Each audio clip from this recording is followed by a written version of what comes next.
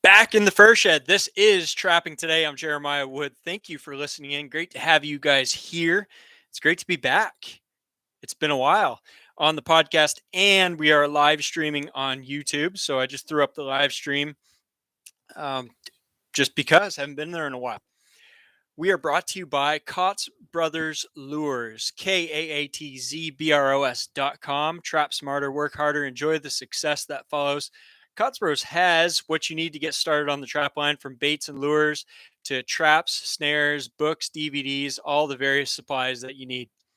We're also brought to you by OnX Maps. Use your phone as a GPS on the trap line, mark trap locations, get landowner information, get aerial imagery. You can really improve your scouting using this app, and a whole pile of different things, layers that you never thought existed, you can use to get a better understanding of the land that you're trapping around. So onxmaps.com, you can use the promo code TRAP, TRAP, to get 20% off of your first purchase from onxmaps.com. All right, guys. I just threw up this YouTube live stream, and we're gonna see if anybody shows up here. So it's going to be an interesting podcast. I haven't done one for 2 months now. It's been a while, so I want to give everybody kind of an update on what's been going on with me. We're going to talk a little bit about maybe some plans for the upcoming trapping season and the events going on, a little bit of convention talk, a little bit of what I've got going on in the store. And then we're going to talk fur prices, big thing, just because everybody always wants to hear what's going on with fur prices. And for folks just listening to the podcast, if there are any comments on the live stream, I'm probably going to get myself interrupted and answer some questions on there as well. So I love this YouTube live stream stuff because this just randomly, I never schedule anything, you just pop it up, and all of a sudden you got people show up. It looks like we've got 8 people already on. So Mike Boone from Western Montana, hey man, great to have you here. Thank you for listening in. That's awesome. Okay, so what's been going on with me? Well, I'm going to be honest with you guys. I actually have not been thinking about trapping a lot this summer, and it might be hard for some folks to really relate to, because some of us are constantly thinking about trapping every day of the year. And I've had years where I've done that. I've been 100% just all I want to do is getting ready for trapping. I'm trapping, and then I'm done trapping, getting ready for the next season. This year's been different, and for a variety of different reasons. But my summer has been spent doing a lot of work on the farm. I have, in addition to my regular job, I have a small cattle farm, and I have been making hay for winter feed. And the last couple of weeks, I've been on vacation from my regular job, and I've put up probably in excess of 600 large round bales of hay. Uh, and a one person operation, so I'm just basically doing all this stuff myself. So I've been pretty busy, pretty steady working on that, and then moving cows around on different pastures and stuff, working on fences and water and everything. So yeah, trapping's kind of been a little bit of a back seat lately, and that's that I keep thinking, man, I gotta get doing a podcast. I gotta get on the podcast, and um, here we are. So finally we actually got 2 days of rain here yesterday and today, and I started to get caught up, and I said, I better get on and record a podcast and get back into the swing of things. So I'm sure this fall and winter there'll be a lot going on. So that's what's been happening in my life lately. And things have been fairly slow, although I have been getting emails from people. The emails are starting to pick up, even though I'm not doing any podcast recently. Obviously, some people are sensing that we're getting closer to trapping season, because I'm starting to get people email me asking about lure, asking about various different topics related to things I've talked about in the past. So people are listening in. So a couple of events that we've got coming up here in Maine, or in the Northeast. Sorry for folks who are a long ways away. I guess the NTA convention is already wrapped up. So if anybody has Hey, Coin and Gold, what's up? Glad to have you here. If anybody's been there, I hope you guys had a good time there. I feel like there's a bit of a different tone. Hey, Land Cruiser, what's up? I'm not going to be at Neil's. I'm going to talk about that. But yeah, there's a bit of a different tone in the industry lately, and I think that's been going on quite a bit in the past year. I personally feel like this is probably the first true season that we're going into it expecting absolutely nothing in terms of the fur market. And anybody that has been trapping for a good portion of their living, trapping for income for a few months out of the year, has pretty much been flushed out of this whole trapping thing. And it really is sad to see, but we've had several years of really low fur prices, and it hasn't gotten any better. Um, in addition to that, we have skyrocketing fuel prices. We're paying $4.50. We were paying over $5 a gallon up here in northern Maine for a couple weeks ago. It's dropped back down to around 450, 470, something in that range. But it's expensive. I mean, it's making it. Our fuel cost this fall is probably going to be double what it was last fall, and the fur prices are going to be the same or lower. So we have that whole portion of the trapping community that's gone or not excited. Let's say maybe they're still trapping because it's in their blood, but they're not super excited about it. And then there's folks, kind of maybe in my, I don't know, I don't know where I fall, but folks in the other camp that are going to trap no matter what the prices are. And there's certain species that I'm going to trap for. It doesn't matter what the prices are. I'm going to trap marten and fisher, regardless of what fur prices are. It just doesn't matter. I'll do it for free because it's a passion of mine.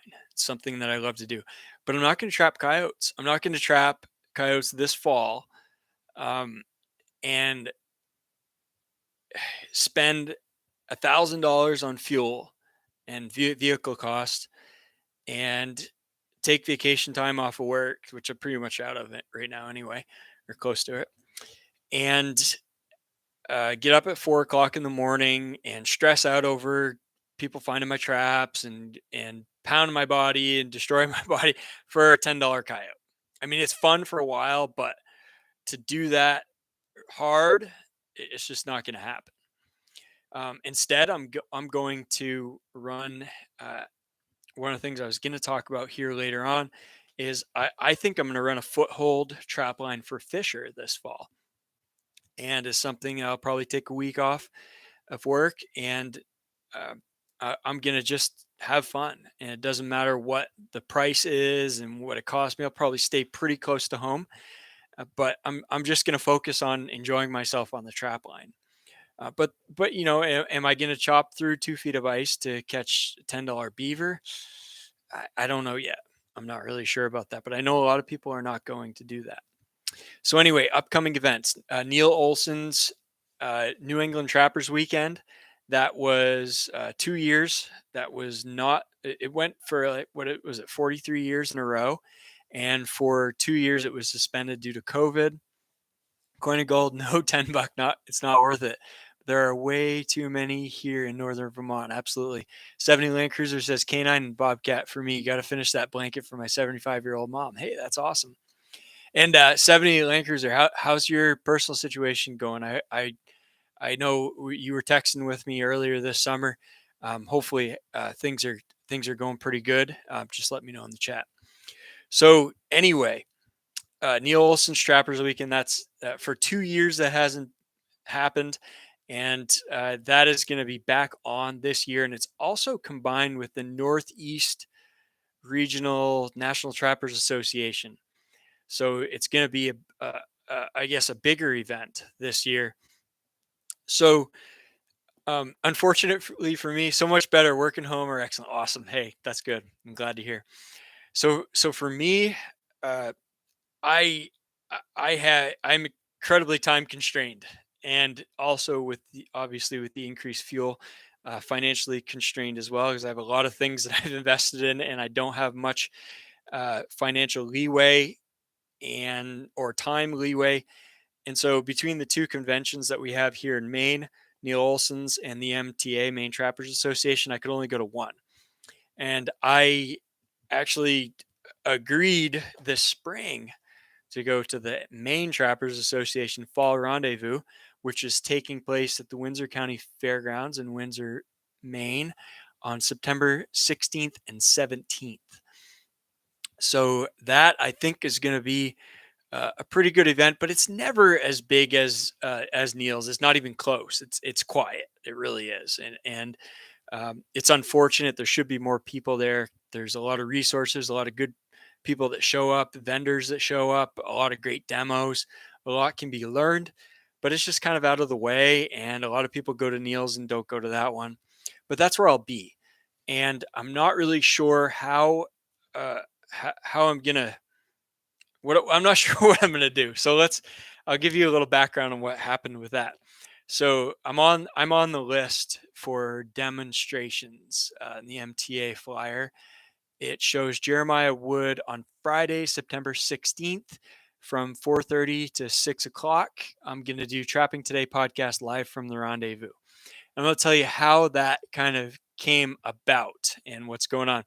So one of the guys from the MTA contacted me. He was organizing the event and wanted to see if I wanted to do a demo. And I said, yeah, sure, I'll do that. And of course, I've got my new book, More Than Wolverine, an Alaska Wilderness Trapline. For the folks on YouTube, I'm showing that here. And you can find that on Amazon or on trappingtodaystore.com. And he had read the book and said, why don't you talk about trapping in Alaska and all that in your book and stuff? And I thought, that's a great idea. Put me on. Good. That evening, after Brian had talked with me, I got thinking about it, and I thought, you know, these conventions are always they kind of been going the same way for the last 30, 40 years, and it's pretty well dead. And I thought about what is there something that we could do to kind of switch things up and do something a little different, uh, to make it interesting and get more people involved. So I called him back later that night and I said, "Hey, listen, I've got an idea. I don't know if it's going to work or not, but last year, every was it Friday? Every Friday evening at that annual convention, they have live music. And I'm sure back in the 80s or whenever back in the fur boom, it was a big deal and there's tons of people there.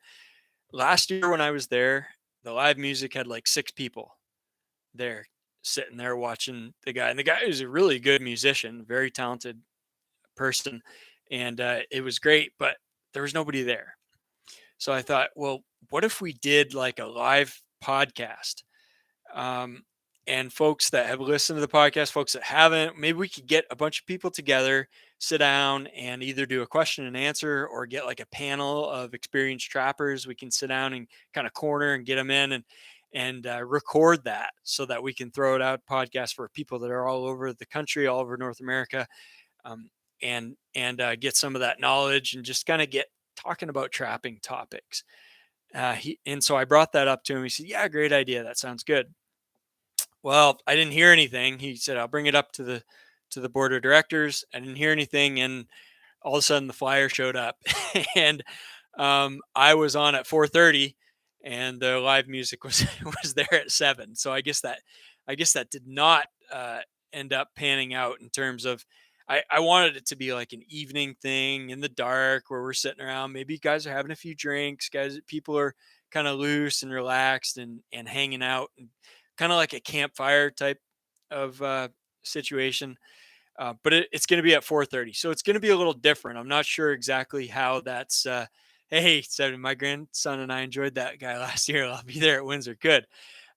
So it's going to be a little earlier, and I'm really not sure what I'm going to do. I may try to do some sort of podcast uh, thing. Outdoors with Us says, "Why didn't they go for that idea? I'd have been there for that." Well, Outdoors with Us, if you want to do it a little bit earlier, I'm gonna be there. We're gonna do something. I'm not exactly sure what it's going to be, but I think we'll make it interesting.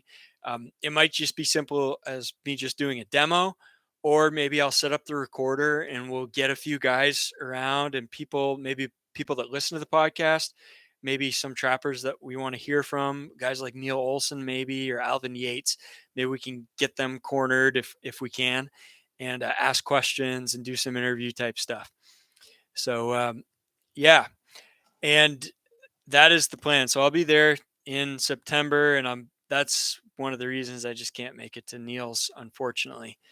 But I hope that a lot of you guys that are able to go and are not 5-6 hours away, like we are up here, I hope that you make it and have a good time. 70 says, do it up at my site after your live cast for a future broadcast. Yeah, we did that last year. We had we were at a campfire, not at your place, not at your campsite, but a little ways down from there. We did it wasn't live, but we set up the recorder and we did a podcast and had a little thing. Folks that have not heard that, you can listen back to podcasts from last summer or fall. So maybe it was sometime in October I aired those, and just kind of real casual campfire conversations about trapping. It was pretty good. I thought it went really well. Okay, so moving on, let's talk about Trapping Today store. I had people ask about lure, so we are getting to the point where folks are starting to think about trapping lure for the upcoming season. If you go to trappingtodaystore.com, I have long distance call lure is in stock, and several of my other lures, the Birch River Beaver lure is in stock, Muskrat Magnet is in stock, Sweetness is in stock, but Predator and Predator Plus are out of stock right now. I made a whole bunch of that this spring, several months ago. That's been kind of sitting in pails waiting to be bottled up, and that's ready to go. I just need to find time to bottle it up and get it listed back up on the store. So stay tuned for that. I'm not you can buy any of the other lures right now, but that stuff I'm not quite ready. And I think what I'm going to do is I'm going to get I'm going to have some sort of a combination pack. So I'm going to have like 3 different lures, 3 different 4-ounce bottles of lure where uh, you can buy them at a pretty good discount. I'm gonna make it really attractive for folks. Judith and Dan Davis are on. Southern droughts have concentrated the fur into the biggest creeks. Season will be awesome. All right, Judith and Dan, that's awesome. Glad to hear that you are excited and ready to go for the next trapping season. So stay tuned for the lures. If you're on the store, get the book More Than Wolverine, and other books. I get 2 others. A Fall Fur Hunt in Maine, written by Manly Hardy, in 1859 trapping expedition in the North Woods. You can tell this is my fur shed copy. It's got a bunch of grease and stuff stained on it. And then finally, Walter Arnold, Maine Trapper, Stories from One of the Last Mountain Men. That's a really good book, 300 and something odd pages of trapping advice, stories, history, wisdom. It's just really good stuff, and something that you might get getting ready for the upcoming season. It might get you pretty psyched up and excited about that. I think one of the things that runs through my mind is at least here in Maine, we'll never get the experience that Walter Arnold had with his remote trap lines back in the 40s. 30s and 40s in northern Maine, that things have just changed so much. We're more of an industrial forest now with tons of dirt roads everywhere. So it's not the same, but just kind of like following along his stories and dreaming and thinking about the experiences he had.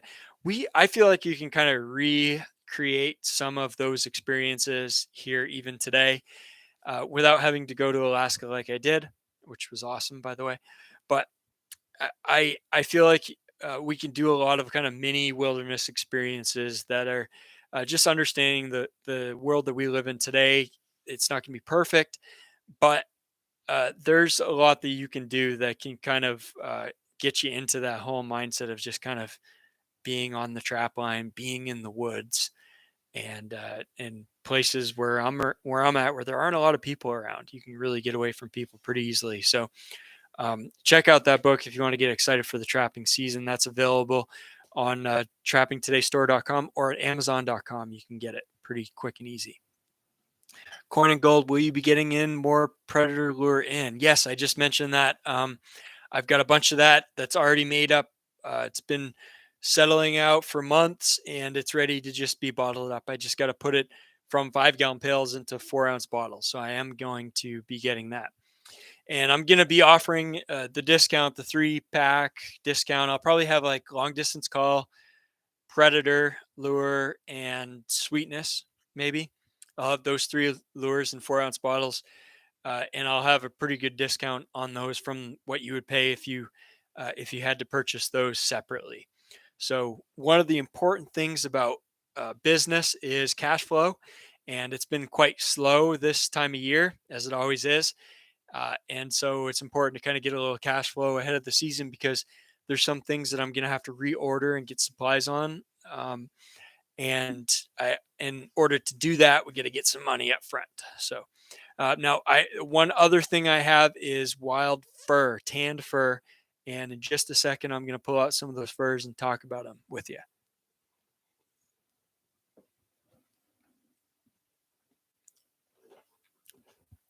Okay, so if you go to trappingtodaystore.com, and for folks on the podcast that aren't on the YouTube live, I apologize because you're not going to be able to see this stuff. But here's a few fur items that I have that I caught in my trap line last year. If you watch the YouTube videos, these are furs that were probably caught while I was filming. And I had them tanned at Moyle Lincoln Tannery. Awesome tanning job. And I sold quite a bit this past winter. But there are some that kind of didn't sell through the winter and spring. And then when summer comes, nobody seems to buy wild fur or anything. I mean, things just kind of slow down. So these are leftover from last season, and they are still available for sale. Tan furs. These are Fishers, really beautiful Fisher pelts from my Northern Maine Martin and Fisher trap line. This one is 40. It's in the 42, 46 inch size range, and this other one 38 to 42. It's a little smaller. There are 2. This one's got a pretty cool patch, white belly patch. We see that on a certain amount of fishers. It seems to be females, at least in my experience. But that white patch on the belly there, that's kind of cool.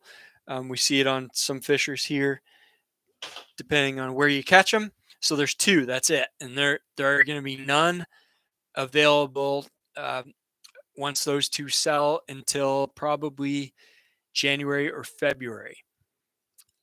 Let's go. I'm going to go to trappingtodaystore.com and I'm going to see because I don't remember exactly what the prices were on there. I think they're around $100. Go to tanned furs and the Fisher pelt 90 for the smaller one and the bigger one's 100. So I'll talk in a little bit about my goal for the upcoming season, but it's probably going to involve some fisher trapping. So those are the 2 fishers I have. Martin, I have quite a few Martin left, and these are, of course, I trap quite a few Martin. This is kind of an example of a couple of Martin from my Northern Maine trap line. Of course, they get the main tags on them. And beautiful tan pelts. They're smaller. Our Martin aren't like the Alaska and Northern Canada Martin, but they do have beautiful, thick, prime fur. Really just a awesome looking pelt. I don't know if you want them for maybe a wall hanger or if you have some ideas on sewing, doing some sort of craft. The thing with Martin pelts is they make awesome hats, but you can't really make mitts out of them. They're small and they're not as durable, so you don't really want to be rubbing them around because you might, the hide is a little bit thinner than something like a fisher, or definitely way thinner than a beaver. So good hat material. I thought something I've been thinking about. I've been trying to get my friend Josh Fisher up in Fairbanks, Alaska, to do is to make some can coolers, some koozies out of these. I think they'd make pretty cool koozies. But anyway, those are the Martin. And then finally, I have 2 beaver pelts, only 2. I sent some to Josh. I sold quite a few, and there's just 2 left. I have the I mean, these are unbelievable. Maine, "Hey, Judith and Dan, we sent a bunch of fur to Moyle. They said it would be November before they come back." Really? Okay, so one thing with Moyle that I've noticed, they are the place to go, really, honestly. As far as dependability, quality product, and price, I don't think you can beat them. But one thing I've noticed is if you send early in the season, like we're lucky in Maine because our general trapping season ends at the end of December. If you send them in early January or late December, you're going to get them pretty quick. But come March, April, Moyle has so much fur coming in that it all gets backed up and it can be months and months. And like Judith and Dan just said, won't get it back till November. So they're obviously pretty backed up, and obviously we're dealing in a situation with fur prices being so low that people are instead of giving their fur away at the auction house like I did to a lot of it this year, they are sending it out to the tannery and trying to save it, give it away to people, sell it as tan fur, and so that market's kind of getting flooded, and Moyle is getting busy. So anyway, but in Maine, it is told that we have some of the best beaver in North America. Certainly, best beaver in the United States. They are generally pretty dark beaver, very, very thick pelt. Hey, the Norma. Good evening, everyone. Good evening to you as well. Very thick prine. This was winter caught, and look at that beautiful white tan hide. I mean, Moyle does an incredible job. So I have 2 of these beavers. This one is a size large. I have slight damage. I put slight damage on it. I can't, let me figure out where the damage is. I don't see it. Oh, right by one of the armholes, there's just the armpit area. There's just a little hole there. So there isn't much. So anyway, that's for sale. And the other one is a little bit smaller. I think it's a large medium. Yes, it is. And there it is. And really good fur. So if you're looking for something, maybe a wall hanger, a hoop, this would be great to make mitts or something. Check them out, trappingtodaystore.com. There's 2. When they're gone, they're gone. And I won't get any more of those till, like I said, probably at least, I think February or January, February at the earliest. And I don't even know what I'm going to do with beaver this year. I may not even trap them, to be honest with you. Okay. Yeah, Judith, it would make great pillows. Absolutely right. They would be excellent.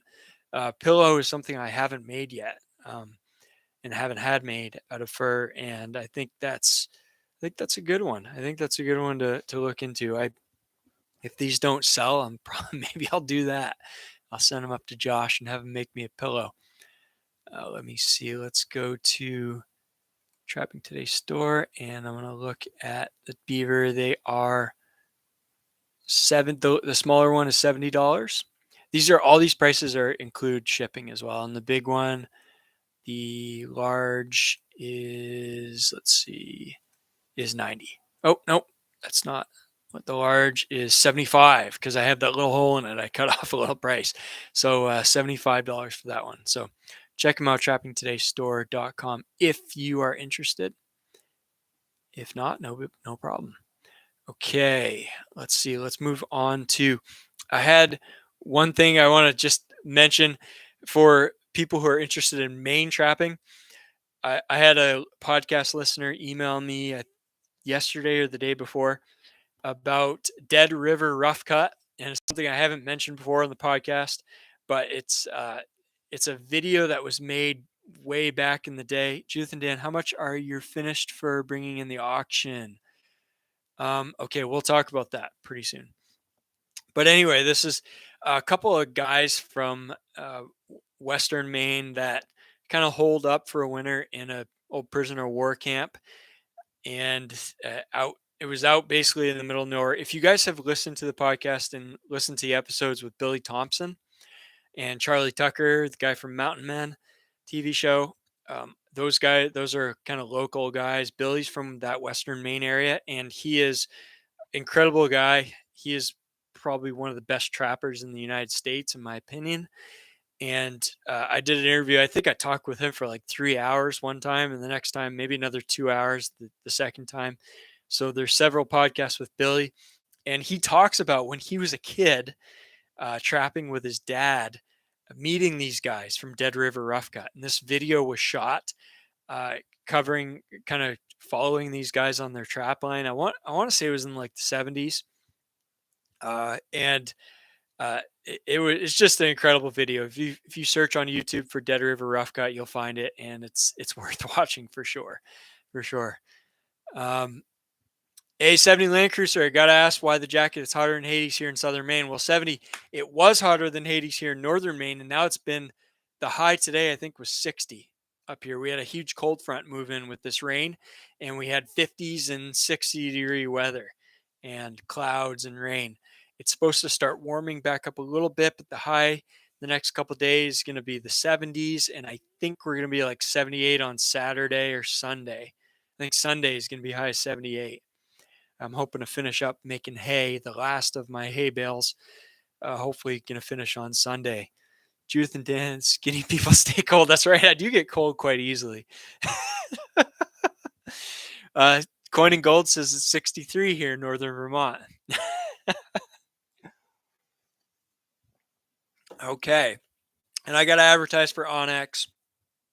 They're big supporters of the podcast, so in the channel. So thanks for that. All right. Do you want to talk about fur prices?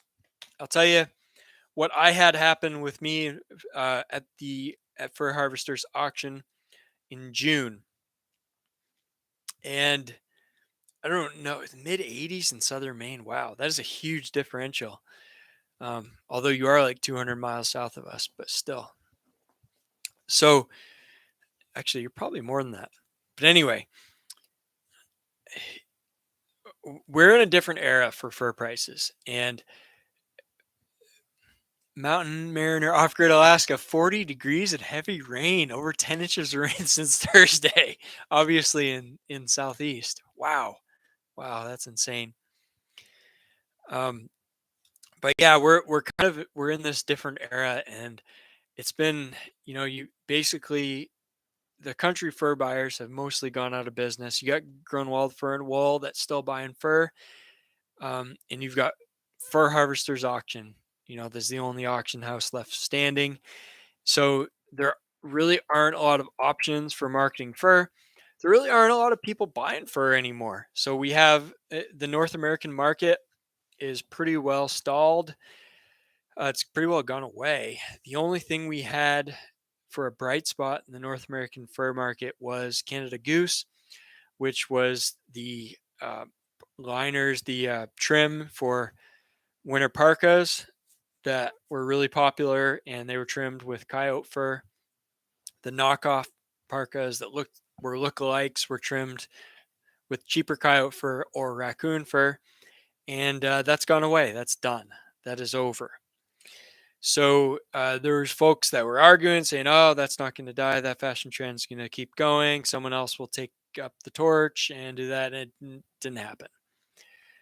We had Russia and China, our biggest markets for exports, and Russia obviously is in war with Ukraine, and so we have tons of sanctions against Russia. Um, so that has interrupted that market, and China has been in perpetual on and off lockdowns due to COVID because they have a no COVID policy. They don't have a good vaccine, and they basically shut their entire economy down in major cities when they have COVID cases pop up. And so our two major markets are pretty well toast, and our local market is pretty well toast. So there really isn't much demand for fur anymore. And that is the unfortunate reality that we are dealing with coming into this fur marketing season. And I think most of us are under the realization that we're just not going to be able to sell fur for any reasonable prices. And we're in this because we love to trap. We're in this for the experience. We're in this to help manage wildlife for landowners and reduce animal damage problems. And if we can sell the fur, then so much the better. It's a bit of a bonus, but it's depressing to realize that you're not really going to be able to see any economic gain from that. Looking at the YouTube comments here, Judith and Dan had her on beaver. Musher CDN. I'm hoping Marten is good this year. Russia won't be selling as much of theirs due to sanctions. 70 Land Cruiser. Why doesn't anyone push the sustainability of fur as opposed to all these synthetics? Absolutely, you're right, but people have tried to kind of push that. It doesn't seem to be doing much yet. I'm not sure why. So anyway, the market is going to be poor overall. Now, that's not to say there aren't going to be some bright spots. So there's a guy, Steve, from Central Maine that listens to the podcast regularly. He's a really good trapper. He traps close to home. And like I said, we have a really good beaver here, high quality beaver. And he did some trapping late winter, early spring this past season. He sent me some information on his average. I think he was in the high $20 for average on beaver, but he only caught extra large XXL beavers, dark, fully prime, and he's really good fur handler. And he just sent, a really excellent collection of fur. So it's possible to do that. But guess what? I took my better XXL quality beavers. I sent those off to either Josh Fisher in Fairbanks to do some fur sewing, or I sent some to Moyle to sell to you guys. And I had the rest that I had. I looked at them and said, these are kind of medium small. Maybe they're large, extra large, XXL, but they got some damage on them. I don't think it's worth paying $30 to have them tanned per pelt and the shipping both ways. So I sent them to FHA. You know what my average was? I think it was like $8 on my beaver pelts. Seriously. So what you're going to have is just a small amount of beaver that are going to sell really well. Well, really well. I mean, $27, $28 used to be the average. I mean, it used to be the average for a full collection of beaver. Back when that was worth a lot more, 15 years ago before inflation hit us. So you might get a small collection of high quality beavers in good locations that are fully primed. They're going to get that, but most beavers are going to look at maybe $10 to $12 if we're lucky. And I think you're going to get less than that in certain places. Coin and Gold says soon, if things keep going downhill, fur will be cheaper than cloth. Yeah. Money would be in quantity that you harvest. Judith and Dan, I had a lot of 52 sell for $16 a pelt. Yes, and Dan Davis, you are from the South, and that typically is not a great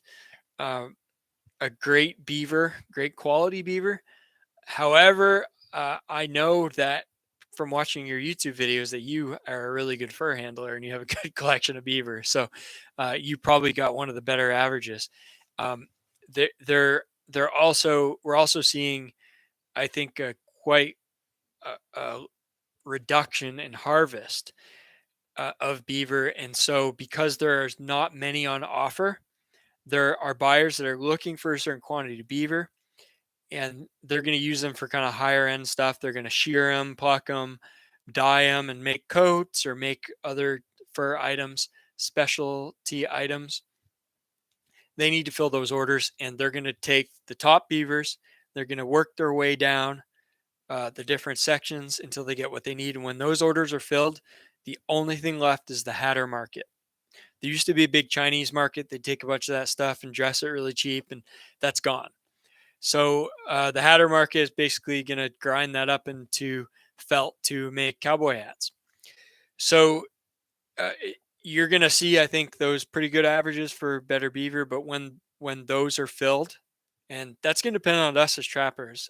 If we, depending how many of those animals we harvest and how big of a collection we put in the auction or sell to guys like Grunwald, when those orders are filled, it's going to drop like precipitously because the hatter market has no competition. And so those might even go down to $6 or $8 a pelt on average. So yeah, that's what beaver is going to do. Let's move on and talk about coyote. What do you guys think about what's going to go on in coyote? Let me sit here for a second and let people maybe comment on coyotes if you think you got any opinions on that, because a lot has changed in the coyote market. Hey, David Toms from Texas, what's up? Good to have you here. So coyote were the perpetual bright spot in the market for the last 5 6 years, maybe 8 or 10 years even. Um, Coyotes have been selling well for quite a while. Particularly, it's been the Western heavy coyotes. Um, 70 Land Cruiser says looks like it's going to be more ADC need. Yeah, for sure. You're probably going to get paid more for animal damage control work than you are for the fur. I don't think there's any question about that. Dan Davis using a post fleshing knife, Weeby one handed scraper to finish the scraping in a cold water rinse to remove sand. Musher CDN, what helps the beaver market is selling the castor, $100 Canadian a pound. Yes. And the castor market has started to weaken a little bit, but it's still pretty good. It's better than I thought it was going to be. I think probably American 70, 60 to $80 a pound, maybe, is what we're looking at. So yeah, that's hopefully that'll remain strong as the beaver harvest stays fairly low.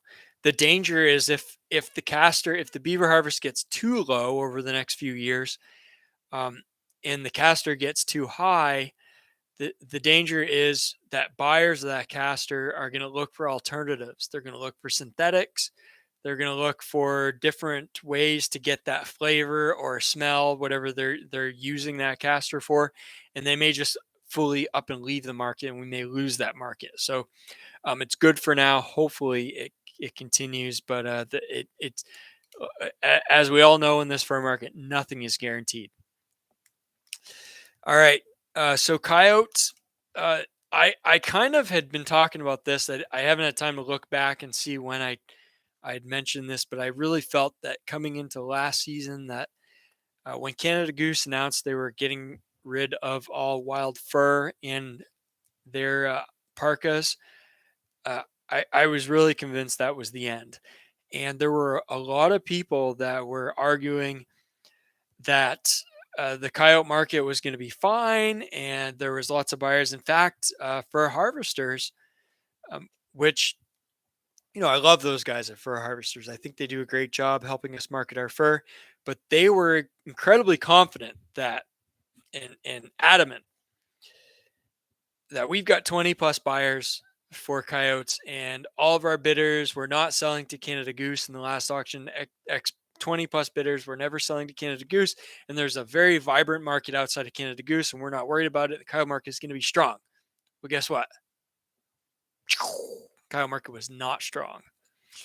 So we went from having a coyote market of 70 to $100 average on the better Western heavy coyotes.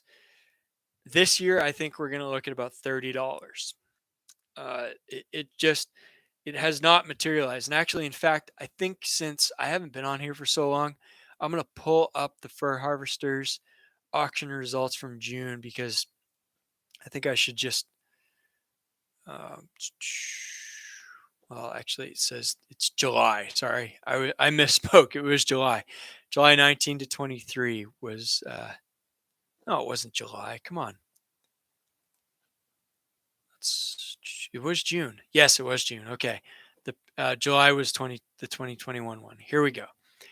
June 22, June 23 to 27, 2022. This is the auction results. And if I was better technologically advanced, I'd be able to show this on the YouTube live stream, but I'm not going to. Western heavy coyotes sold at 60% for $26.95. Those were the same coyotes that were selling between $70 and $100 for the last several years. So they're done. It's done. The demand just isn't there yet anymore. It's unfortunate. It's sad. Eastern coyote sold at 67% for $9.95. It just The Western semis were 1074. The market just isn't there. And I think a lot of us were saying that, back when this was going, like, don't expect this to last. Don't expect this to last because you just can't take that for granted. Remember when the otter market was booming and was like 2012 maybe? 2808 to 2012, we're selling otters for $100. Yeah, that didn't last. None of that stuff lasts. So you got to take advantage of it when you can, but just don't expect it. So coyotes are I think going to be hard to sell. Judith and Dan, a lot of local fur sales are lowballing the caster price to make up for low fur price. Yeah, that could be. Yeah, let's move on to raccoon. Musher CDN says COVID hurt travel and that hurt prices too. Absolutely. No point in having a new coat if you can't show it off. That's right. Although if you're in the US and you wear a fur coat, people are going to look down on you. Unfortunately, it's just culturally that has changed where people think fur coat used to mean luxury. Now it means, oh, you hate it. You're an animal killer. You hate animals. You don't care. Internet veteran. Hey, what's up? Good to have you here, internet veteran. Raccoon. I don't think there's going to be much, if any, demand for raccoon this year, except for the very best raccoon. If you're in Judith and just say $1 to $2. Yeah, I think if you're catching early, if it's small, if it's from the south, it's from the northeast or east in general, you're gonna get nothing for your raccoon. If you're lucky, you might get someone give you a price on it. If you're in the Midwest and it's a large raccoon and it's trapped like during deer season and it's a white pelt and it's really prime, you may get 10 or $15. So if you got high coon numbers and you can really be selective in what you skin, potentially you can do okay. But in general, there's just not going to be much demand for raccoon. Holy smokes, internet veteran just gave me $5. Hey, awesome. Thank you very much. I forgot that I even had that turned on. I think that's super chat, top chat. $5 donation from internet veteran. I really appreciate that. That is awesome. And you ordered the book. Sweet. Thank you, man. Or man, or I don't know if you're a man, but I really appreciate it. 70 Land Cruiser, I have a guy that renders the fat down and uses it as a salve for hot spots on his horses and dogs. That's cool. You're a man. Okay, internet veteran is a man. I'm not sure in today's society you could be a number of different things. You got to be careful, I guess. Make sure that we don't offend anybody. Judith and Dan, we are buying a 5X tan raccoon. Never seen one that size. Neither have I. Okay, move on to muskrat. Muskrat, not going to be a lot of demand for muskrat. Ranch mink and muskrat kind of go together, as do wild mink generally. But hey, we got 25 people on the chat, unannounced. Haven't done this for a couple months. That's pretty awesome. I'm glad to have you guys. It's 5:00 on a Tuesday afternoon, so that's good.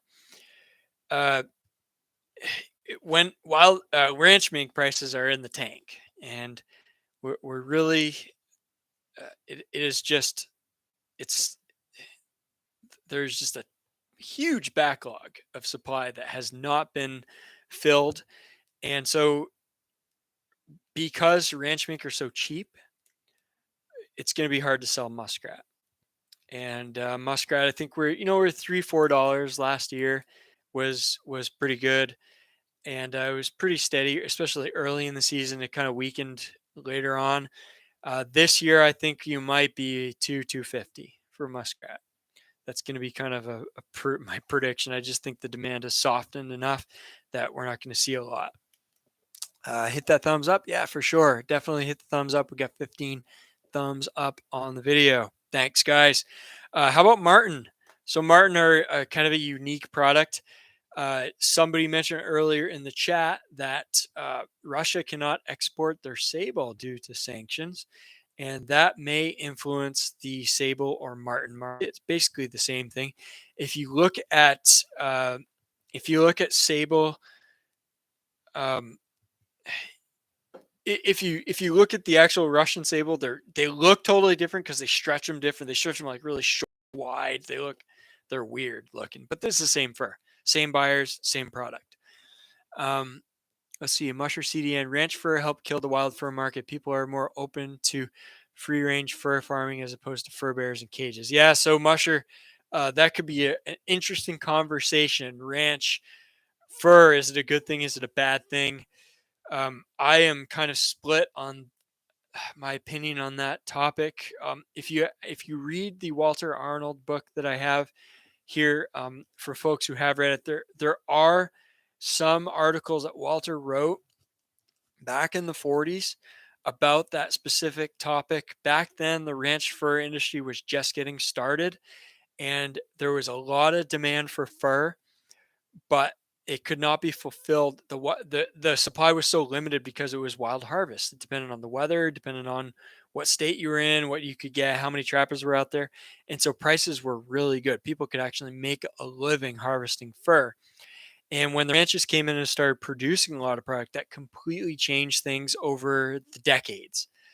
Um, that as a general rule, I think that ranch fur definitely competed with what outcompeted wild fur, particularly things like wild mink, because the ranch product is a far superior product in terms of size, color, consistency, quality, quantity. It's all just better. So, in general, ranch fur being put on the market was probably bad for wild fur. That's a controversial statement, but I'm going to say it. That's my opinion.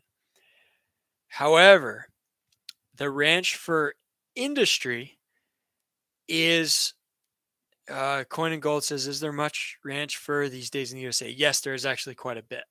You'd be surprised. It's very quiet because guys don't want to talk about it, or they get their places raided by PETA and crazy environmental activists that will burn down or release all the animals from the ranch. But mink and fox are pretty common. Utah, Wisconsin, a few other states, but those are the two big ones that come to mind that are big fur farming states. Now, the fur ranching, fur farming industry as a whole has been very beneficial for the fur industry because they've provided a lot of funding to promote the use of fur. And they've provided a lot of funding to help prevent the ban of fur in a lot of places. And so it's kind of a double-edged sword. That yes, the ranch industry I think has hurt us wild fur producers, but it's also helped keep us alive. And I don't really know whether I can go far in any direction as far as my opinion on things. I guess I'm just kind of neutral on the subject. But marten are not ranched in general. There is some in other parts of the world, but not in the U.S. And because of that Russian issue, potentially we may see a little bit more demand for our marten in the continental United States, or in North America, Alaska and Canada. Uh, I I don't know that the demand is going to be huge. Another backdrop that we are looking at that I haven't even mentioned. We talked about the whole COVID thing with China, Russia, the war in Ukraine, all that stuff. But another thing that I never even brought up was macroeconomic environment that we are in. I think we're headed for a huge economic decline. And inflation is 9-10% right now. I'm not trying to try not to get into the political side of things, but I will say inflation is high. The stock market is high. Government spending is sky high. And uh, the economy is probably headed for a significant downturn, in my opinion. I really don't see how we can keep this up for much longer. and the United States dollar, is at a huge at a high. I don't want to say all time high, but it's at a high um, relative to other currencies around the world. I don't see how this lasts much longer. We're already in an economic recession by the technical definition of recession. Two negative quarters of GDP growth decline, or negative GDP growth, and I think things are gonna be on the downturn. And so those consumers that have all that extra money that we rely on to purchase fur items may not be there in as large a quantity as they may have been in the past. So, Judith and Dan, I have both sides of this under my belt. I grew up on a mink farm, but trapped for myself. Mink farm produced Elizabeth Taylor's fur coats. That's pretty cool. That's awesome. That is awesome. Yeah, an internet veteran says the consistency of ranch fur is what did in wild fur. Absolutely, for sure. It was a good product. That's why farms do well. They produce a consistent product. Musher CDN. Let's hope more rappers start wearing fur. Yeah, absolutely. I don't care who wears it as long as they wear it. Um, and so Martin, potentially we might see some uptick in the Martin market, but probably 30 to $30, maybe some advance with the better Alaskan Martin. You might see 50 or 60 possibly. I really don't know. The Alaskan and Northern Canadian Martin, the ones that I trap, I'm thinking $20 to $25. The ones out in Montana and Idaho, Utah, maybe $20. Is probably what we're looking at. Fisher, I don't think are going to be much better. Again, very pretty limited item. Not a lot of supply, but not necessarily a lot of demand either. And I'm thinking, maybe 20 to $30 for Fisher. It's not that bad. But one of my goals, I think I'm going to try to go after Fisher this year. If I trap in a major way this year, it'll probably be for Fisher. I think it'll be something different, interesting, and something that I will enjoy. Also close to home.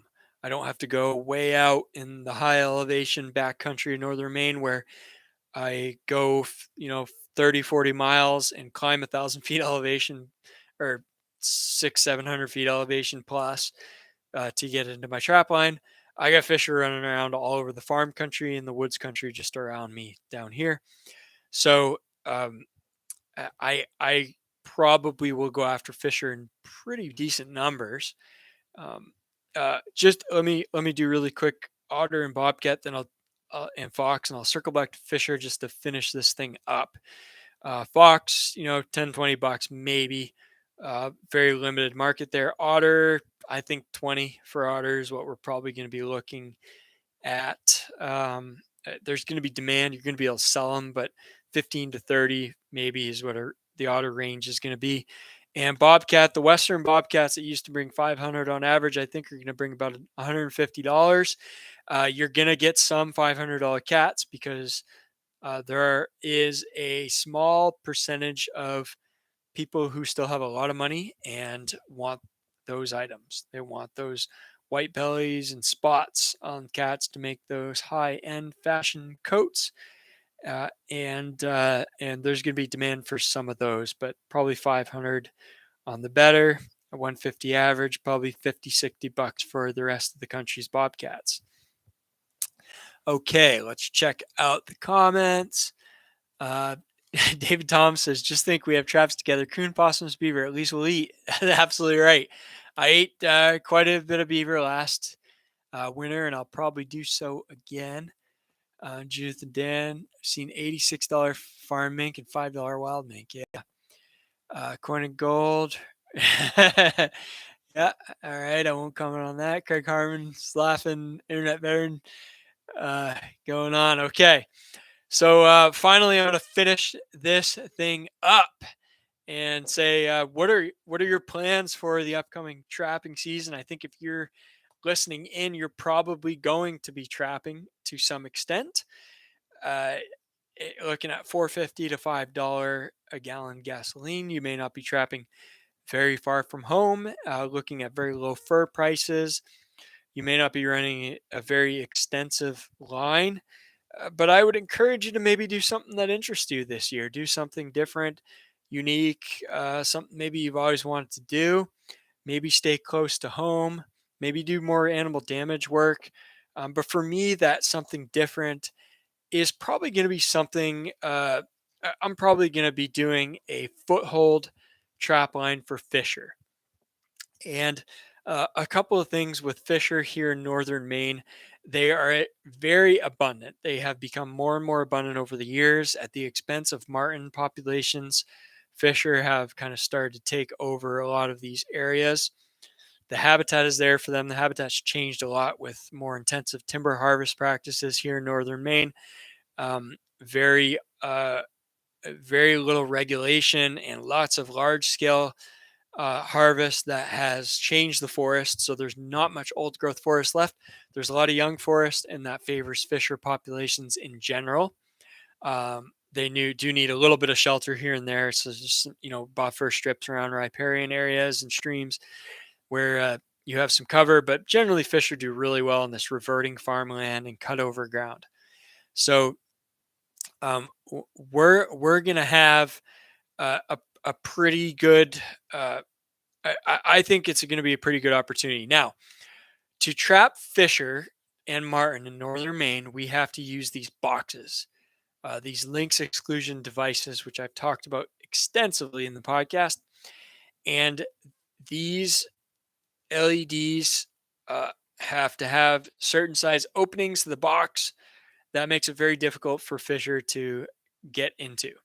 So what we see is oftentimes we'll see very many refusals, Fisher that come to the bait, to the box, and they circle around the box and they won't go inside because the opening is too small.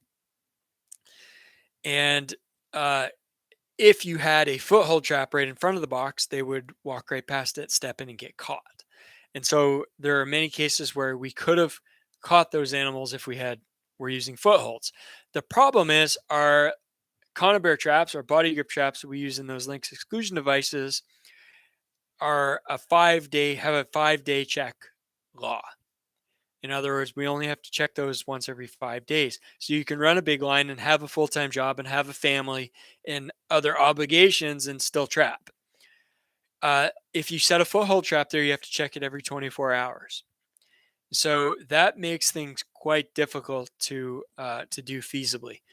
So what I'm going to try to do is, if I have enough vacation time left for the beginning of Fisher and martin and general trapping season here in northern Maine, I'm thinking of doing like maybe a 10-day line where I just trap with footholds for Fisher, and I may catch a martin or weasel here and there, but I'm going to be in Fisher habitat, checking every 24 hours, running foothold traps, and just be something different, something interesting.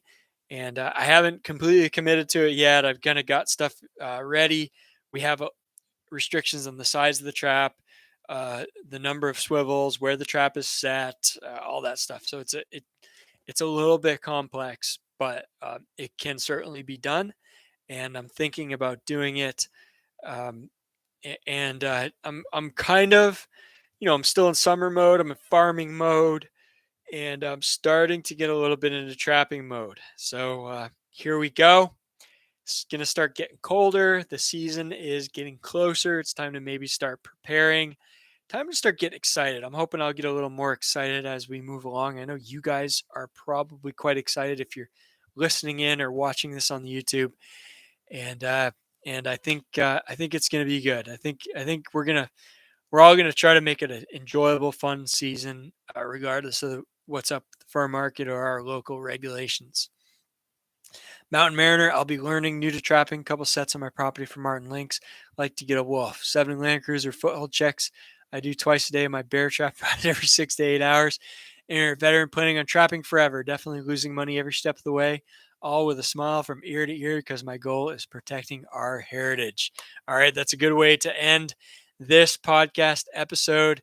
Guys, it's great to have you along. Thank you so much for tuning in, both in the podcast and on the YouTube Live. And we'll catch you next time. Till next time, please support our sponsors and check out trappingtodaystore.com. Keep on talking trapping. Keep on thinking trapping. We'll catch you on the next episode.